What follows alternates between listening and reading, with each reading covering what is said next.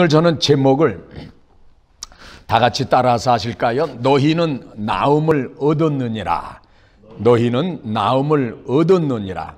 오늘 본문의 말씀도 제목도 저는 오늘 성경 본문에서 제목을 잡습니다. 저는 가능하면 본문의 그 제목을 성경 읽은 그 말씀 가운데서 찾아서 제목으로 떠올립니다. 그래서 오늘은 너희는 나음을 얻었느니라. 이거를 다른 용어로 표현한다고 하면 너희는 죄 용서함을 받고 구원을 받았느니라, 이렇게 얘기할 수 있고요. 또 다른 말로 제가 한번 설명을 해보면 하나님의 자녀, 천국 백성이 되었느니라, 이 말씀으로도 우리가 해석할 수 있겠습니다. 너희는 나음을 얻었느니라, 이 말은 너희는 죄 용서함을 받고 구원을 받았느니라, 하나님의 자녀 천국 백성이 되었느니라. 아멘이시죠?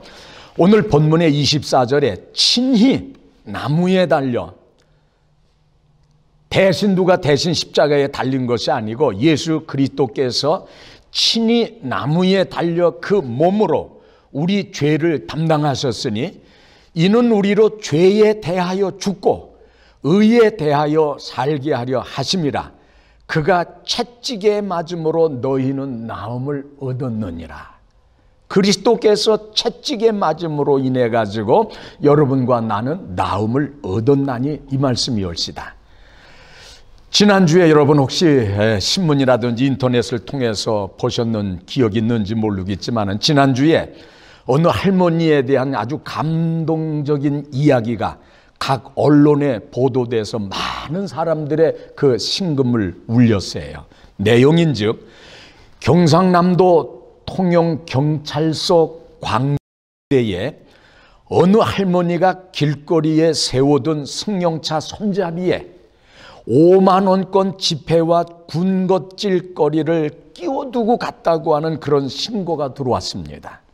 신고한 사람은 이런 일이 지난 2월 달부터, 지금 4월 마지막이니까 봐서 2달 돼가는 거죠. 2월부터 계속 반복돼 왔다고 설명했습니다. 할머니가 사는 지역 근처에 주차를 했다가 돌아오면 차문 여는 그 바깥 손잡이에 어김없이 꼬깃꼬깃 접힌 그 지폐와 비닐봉지로 겹겹이 싼 과자와 떡이 거기 꼬개 거기에 끼워져 있었다고 합니다. 경찰이 근처에 있는 그 CCTV 폐쇄 회로를 확인한 결과 해당 차량에 접근해서 지폐와 간식거리를 끼워둔 사람은 이 마을에 홀로 사는 86세 86살의 할머니로 밝혀졌습니다. 치매 증상이 있는 이 할머니는 자신의 집 앞에 아들의 승용차와 똑같은 그 색깔의 승용차가 주차되어 있을 때에 아들의 차인 줄로 알고 거기다가 용돈과 군것질거리를 갖다가 군것질거리를 거기다가 뒀던 것으로 조사가 됐어요. 할머니는 이렇게 말합니다. 어려운 형편에 아들에게 제대로 공부를 시키지 못한 게 미안해서, 그래서 빨간 차가 보일 때, 아들 차가 빨간 차였나 봐요. 빨간 차가 보일 때마다 쌈짓돈과 간식거리를 꺼내와서 거기다가 끼워뒀다고 합니다. 할머니는 총 5차례에 걸쳐서 해당 차량에 21만 원을 끼워둔 것으로 파악이 됐습니다.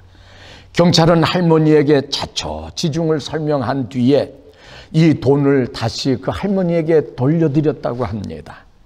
할머니는 경찰관과 이야기를 나누면서도 그저 아들에게 공부를 못 시켜 미안하다, 아들에게 공부를 못 시켜서 미안하다, 이 말씀만 되풀이한 것으로 전해졌습니다. 이 할머니는 오래전 남편과 사별한 후에 홀로 아들을 키웠다고 합니다. 그러나 어두운 형편 탓에 아들에게 초등학교 공부밖에 시키지 못했고 이후 미안한 마음과 죄책감을 평생 안고 살아온 것으로 알려졌어요. 할머니의 아들은 몇 년 전까지 어머니 집 근처에 살았지만 지금은 개인적인 이유로 타지에서 지내고 있는 것으로 알려졌어요.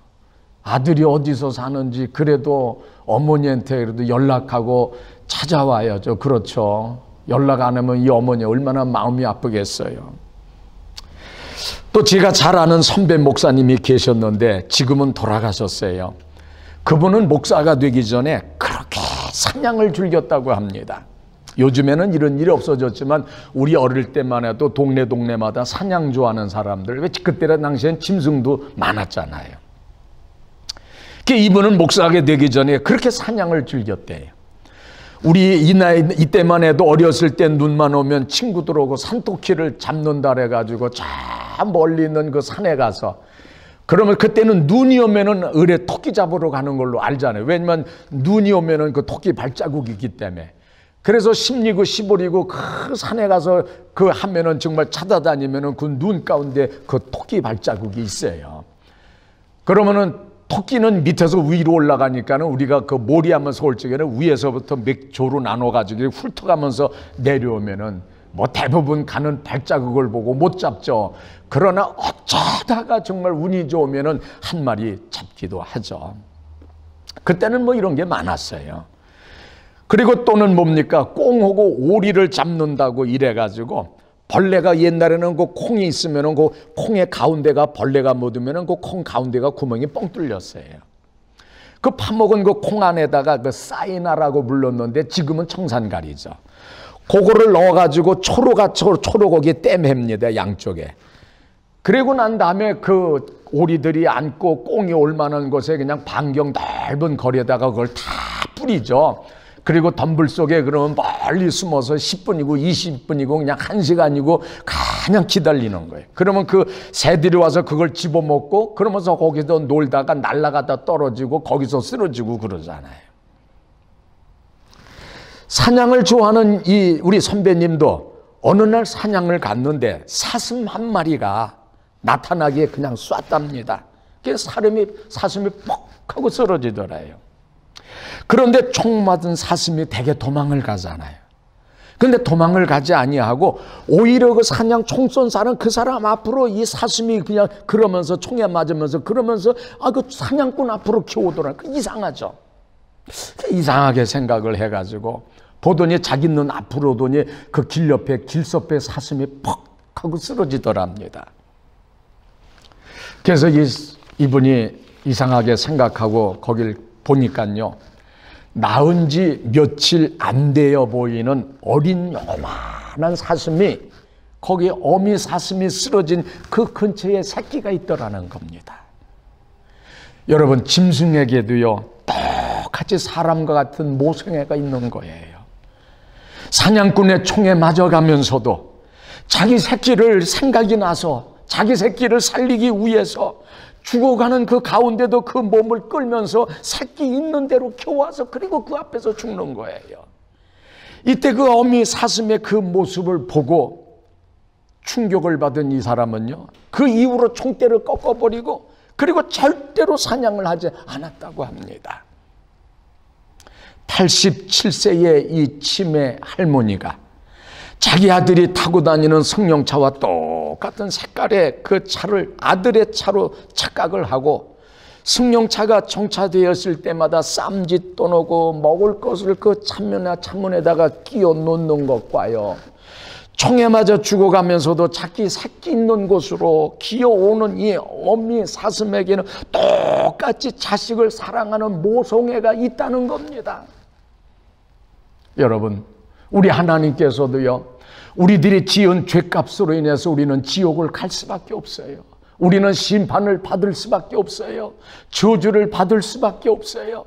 그러나 하나님께서 우리들의 죄를, 우리 인간을 불쌍히 여기셔서 당신의 하나밖에 없는 독생성자 예수 그리스도를 이 땅에 보내셔서 그 아들의 몸을 제물로 내어 던지시고 모든 모욕을 당하시고 채찍을 당하시고 가시면류관을 쓰시고 그리고 결국에는 십자가에 그 모두 달려서 돌아가시면서 그러면서 우리의 죄를 용서하시면서 그러면서 이제는 누구든지 저를 믿기만 하면 우리의 죄가에 상관없이 우리가 구원받는다는 것, 이것이 87세 된 이 모성의 어머니와 총에 맞아 죽어가면서도 그 새끼 생각이 나서 그러면서 그 새끼에게 달려오는 이 모성애와 하나님의 이 아가페적인 사랑이 똑같다는 사실을 우리가 알아야 됩니다.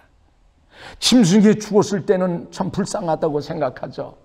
이 87세 된 할머니가 그 아들 생각하고 그 용돈 오고 그러면서 빵하고 떡을 그 놓을 적에 우리는 그 모성애의 감동을 받지만은 하나님의 아들이 되는 그리스도께서 우리들의 죄값을 위해서 이 세상에 오셔서 고난을 당하시고 십자가를 당하시고 우리의 죄를 용서해 준 그 사실에 대해서는 우리가 그렇게 고마운 마음, 정말 가슴 쩌리는 그 감사한 마음을 우리가 가지고 있느냐, 그 얘기입니다.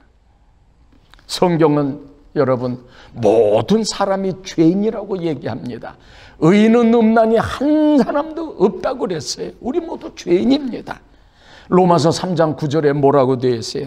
유대인이나요 헬라인이나 다 죄 아래, 이 세상에 있는 사람은 누구든지 다 죄 아래 있는 거예요. 우리가 죄 아래 있다고 이미 선언했다고 그랬어요. 모든 사람이 죄를 범하였음에 하나님의 영광에 이르지 못한다고 그랬어요. 모든 사람이 다 죄인입니다. 인종과 남녀노유를 막론하고 우리 모두 하나님 앞에 죄인입니다. 그리고 모든 사람이 죄 아래 있기 때문에 절대로 어느 누구든지 하나님의 영광에 이르지 못한다고 했습니다. 로마서 3장 10절에 보면 기록한 바 의인은 없나니 하나도 없으니 깨닫는 자도 없고 하나님을 찾는 자도 없고 다 치우쳐 한 가지로 무익하게 되고 선을 행하는 자는 없나니 하나도 없다고 그랬습니다. 저 사람은 법이 없어도 하늘나라 간다고요? 우리 옛날에 어르신들 그 말하죠. 예수 믿으면 아유 저 사람은 예수 안 믿어도 저 사람은 그 마음이 착해서 천국 간대. 절대로 아니올시다. 절대로 선한 행위를 가지고 우리가 선한 자선 사업을 통해서 우리가 천국 가는 건 절대로 아니올시다. 반드시 예수 그리스도를 통하지 않고는 어느 누구든지 하나님의 백성이 될 수가 없고요, 우리의 죄를 용서받을 수가 없고 천국의 백성이 될 수가 없는 겁니다. 창세기 33장 13절에 소돔 사람들은 악해가지고 여호와 앞에 큰 죄인이었다고 그랬어요. 소돔 사람들은 악해가지고 또 여호와 앞에 큰 죄인이었더라고 그랬어요. 누구든지 하나님 앞에 죄입니다. 그리고 죄를 지었을 때에 죄의 대가는 뭡니까? 형벌이 올시다.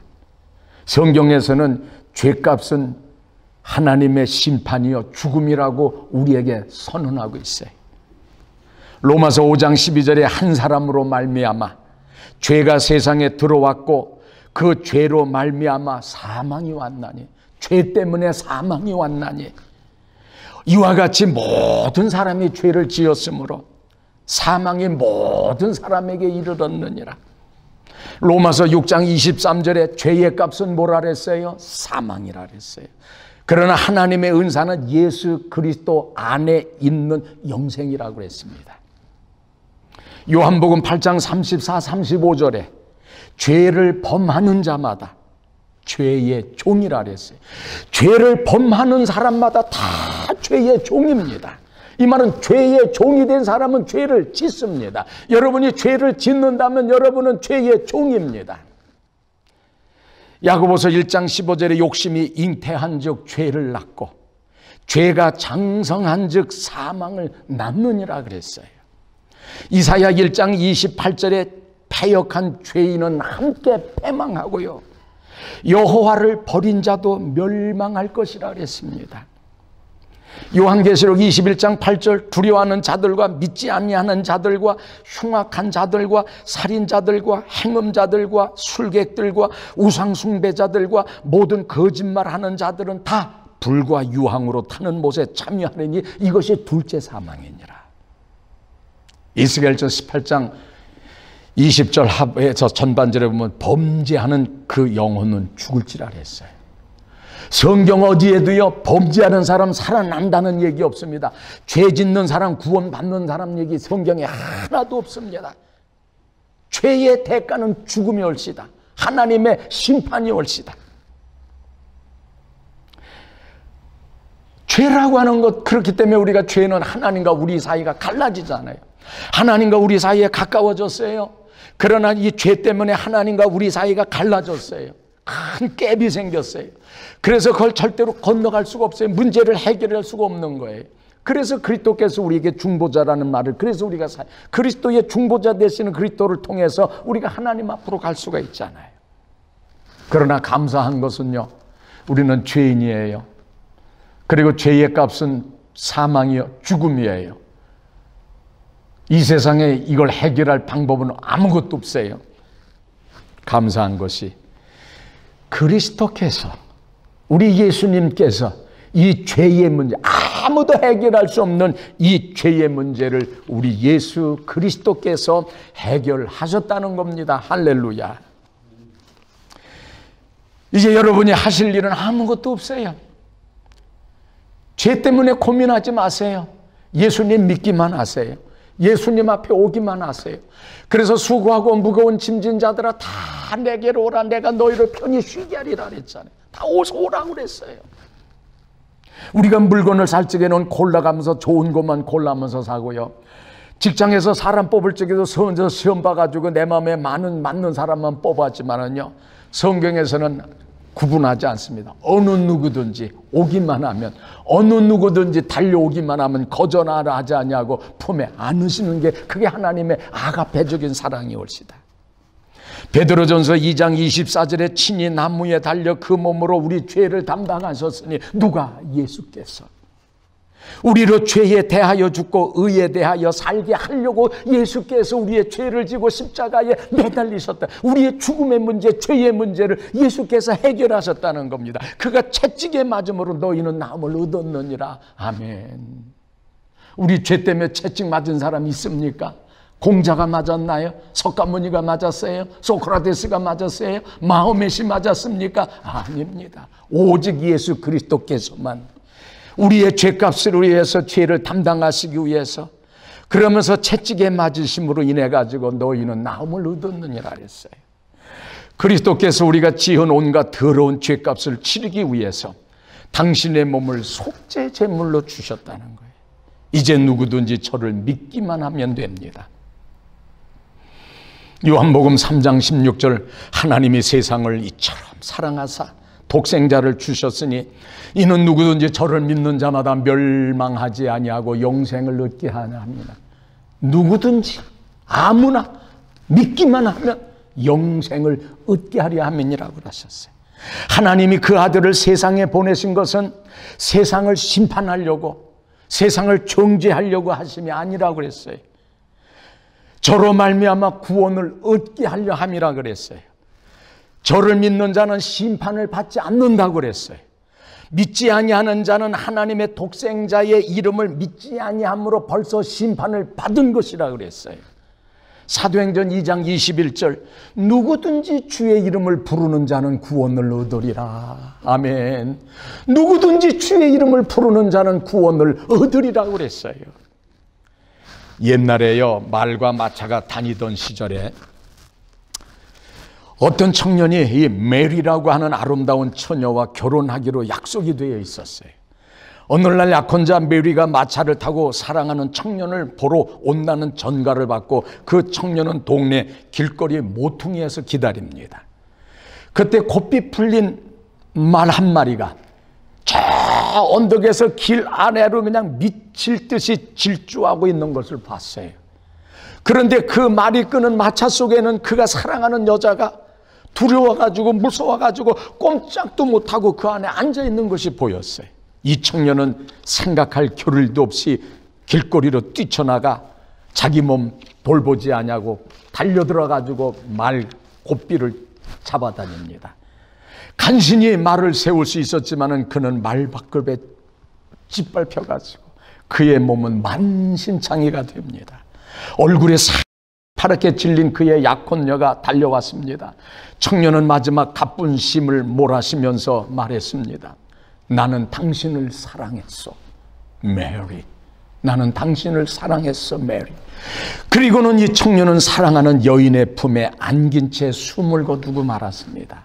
성도 여러분, 우리도 온갖 더럽고 추악한 죄의 노예가 돼서 사망의 음침한 골짜기를 향해서 죄의 마차를 타고요, 마귀가 조종하는 것에 끌려가고 있는 것을 보고 하나님의 아들 예수께서 십자가를 지시고 속죄 죄물이 되심으로 우리는 값없이 주시는 하나님의 은혜로 하나님의 자녀가, 하나님의 백성이, 천국의 백성이 된 겁니다.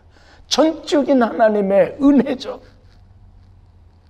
에베소서 2장 5절에 허물로 죽은 우리를 그리스도와 함께 살리셨고 너희가 은혜로 구원을 얻은 것이라. 은혜올시다. 은혜라고 하는 이 말은 헬라어에서 도론이라고 하는 말을 써요. 선물이라고 하는 것도, 도론이라는 말도 그것도 선물, 이것도 은혜 같은 틀로요. 우리가 헌금 하나님 앞에 드린다고 그럴 적에도 이 도론이라고 하는 뜻은 뭐 드린다는 말도 있고 성별한다는 말, 여러 가지 의미가 있어요. 근데 이 은혜라는 말도 있어요. 여러분이 하나님 앞에 예물을 드리는 것도 일종의 도론이에요. 또 하나님께서 우리에게 죄를 용서해 주는 것도 하나님의 선물, 이것도 하나의 도론, 이것도 하나의 은혜입니다. 에베소서 2장 28절에 너희가 그 은혜를 인하여 믿음으로 말미암아 구원을 얻었나니 이것이 너희에게서 난 것이 아니요 하나님의 선물이에요. 하나님이 여러분에게 죄를 용서하는 구원의 선물을 줄 적에는 거기에는 예수 그리스도의 보혈의 피, 대속의 제물이 그 안에 들어있는 겁니다.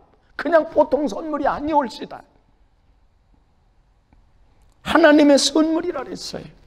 디모데후서 1장 9절 하나님이 우리를 구원하사 거룩하신 부르심으로, 부르심은 우리의 행위대로 하심이 아니요 오직 자기의 뜻과 영원한 때부터 그리스도 예수 안에서 우리에게 주신 은혜대로 하심이라 그랬어요.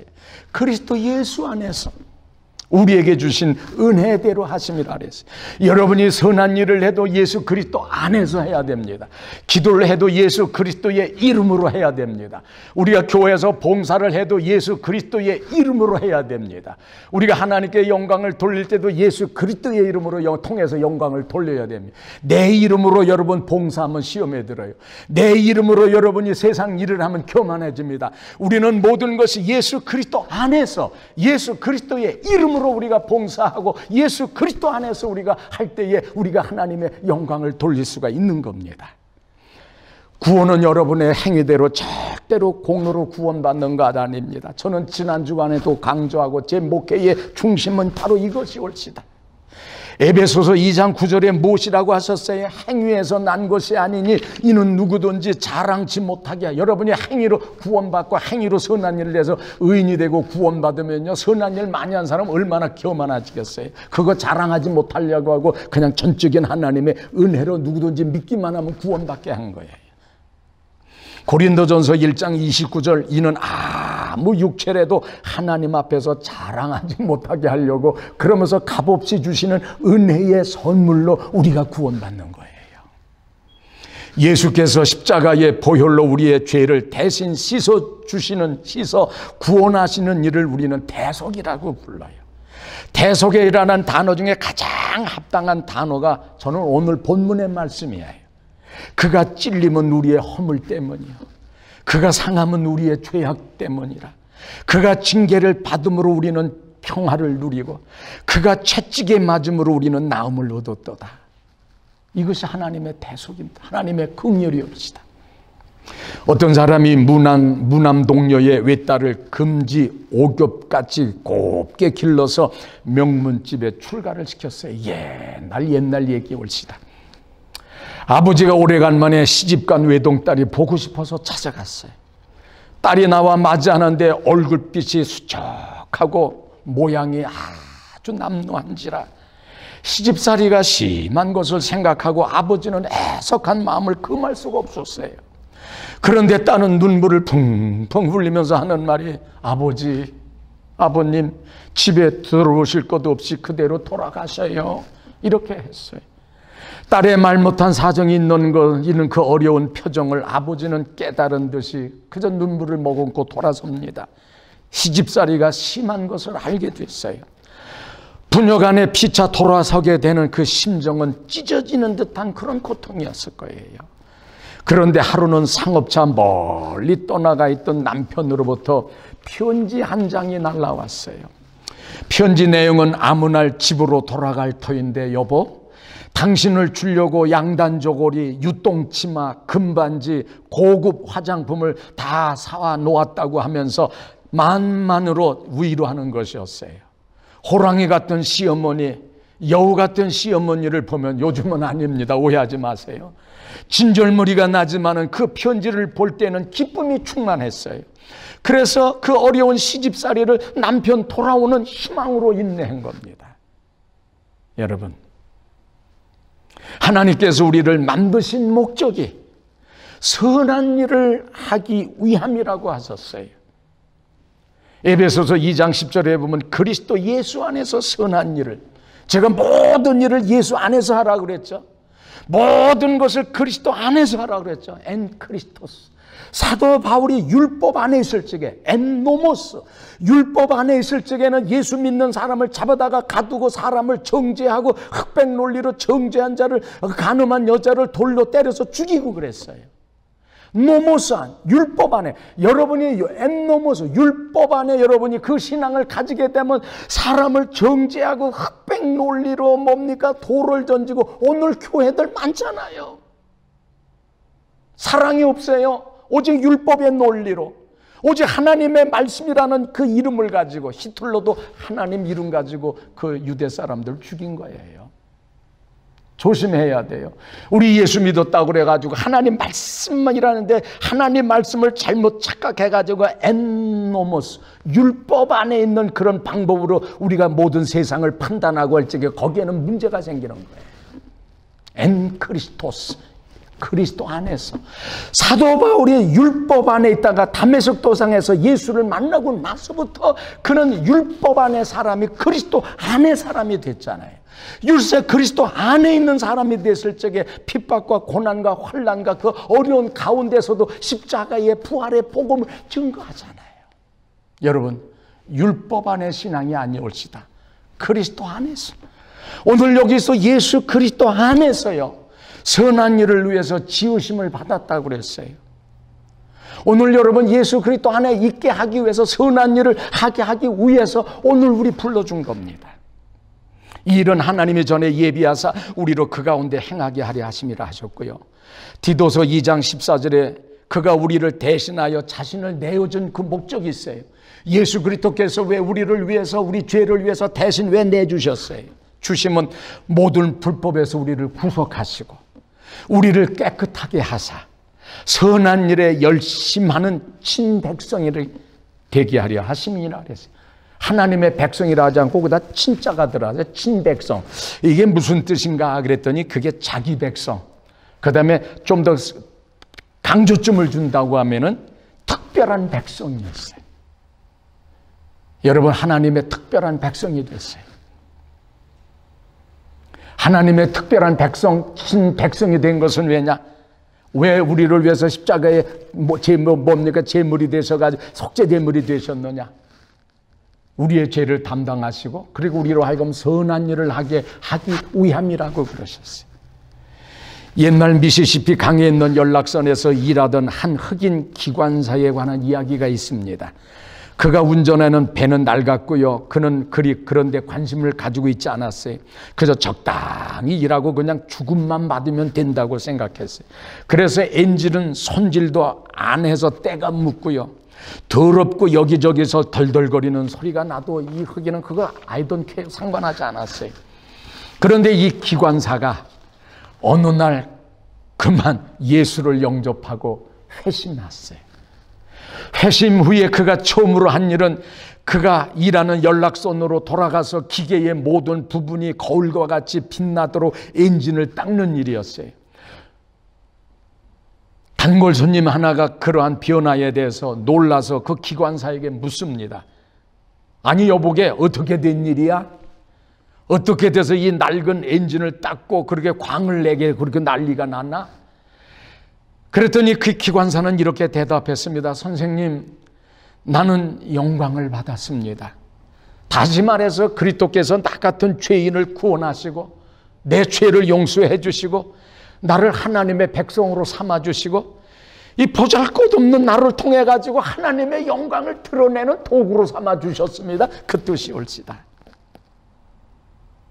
이것이 바로 그리스도께서 여러분과 나에게 주신 하나님의 영광의 축복이 옳시다. 오늘도 하나님께서는 여러분과 나를 통해서 영광 받아 주시기를 원하는 겁니다.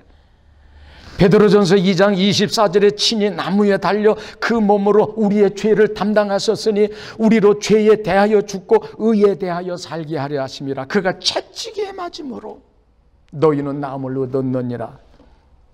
그래서 오늘 제목의 말씀이 너희는 나음을 얻었느니라. 너희는 죄 용서함을 받고 구원을 받았느니라. 너희는 하나님의 자녀 천국 백성이 되었느니라. 결론입니다.